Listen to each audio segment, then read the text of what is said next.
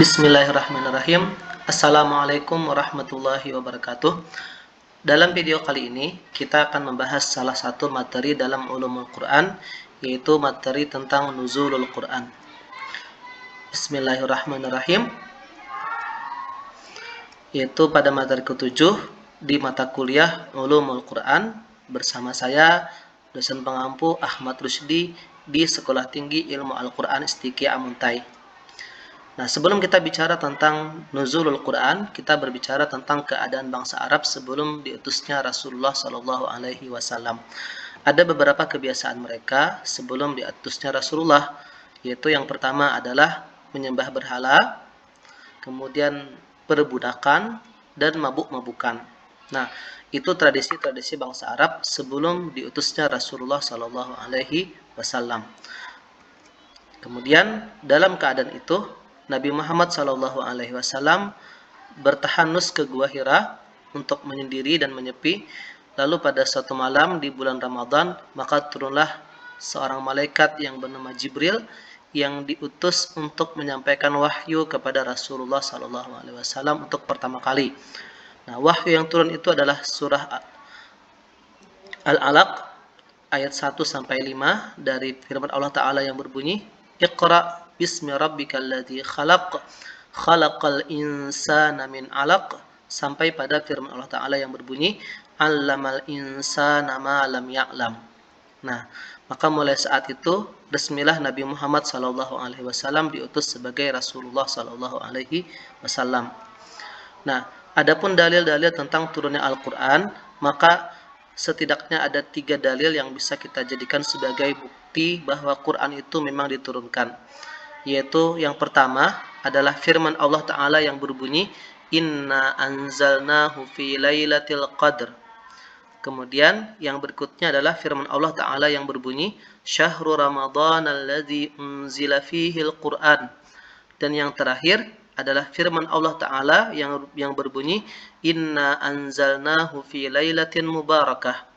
Nah, apabila kita lihat sekilas, maka ketiga ayat ini seperti saling bertentangan satu sama lain. Yang satu mengatakan Quran turun pada malam Qadar, yang satu mengatakan Quran turun pada bulan Ramadan, dan yang satu mengatakan Quran turun pada malam yang diberkahi. Namun sejatinya ketiga ayat tersebut punya makna yang sama, karena ayat malam yang diberkahi itu adalah malam Qadar, dan malam Qadar sendiri turun pada bulan Ramadan.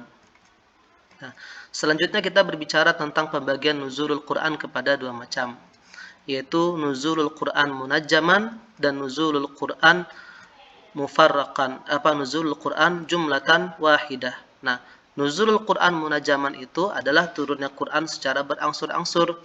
Adapun nuzulul Quran jumlatan adalah turunnya Quran sekaligus. Nah, sekarang kita bicara tentang hikmah turunnya Quran berangsur-angsur. Ada beberapa hikmah kenapa Quran turun berangsur-angsur. Yang pertama adalah tasbitu fuadi Rasulillah, yaitu mengkokohkan jiwa Rasul sallallahu alaihi wasallam. Yang kedua adalah at-tahaddi wal i'jaz, yaitu sebagai bentuk tantangan kepada bangsa Arab serta sebagai bukti kemukjizatan Al-Qur'an. Yang ketiga adalah taisiru hibzihi, memudahkan umat untuk menghafalnya. Karena pada masa itu belum ada tulisan. Ada tulisan tapi sedikit dan terbatas. Jadi bangsa Arab pada saat diturunkannya Quran, para sahabat mereka lebih fokus kepada hafalan. Yang keempat, hikmah dari turunnya Quran berangsur-angsur adalah ad-dilalatul qati'ah ala anna al-Quran tanzilu min hakimin hamid. Bukti yang nyata bahwa Quran itu turun dari sisi Allah Subhanahu wa taala.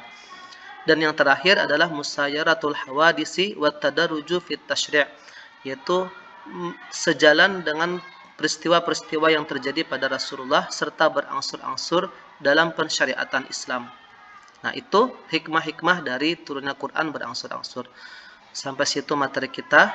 Sekian materi kali ini, semoga mudah dipahami dan bermanfaat bagi semua. Khairukum man ta'allama Quran wa 'allamah. Saya Ahmad Rusdi MA, Sekolah Tinggi Ilmu Al-Quran Amuntai. Wassalam.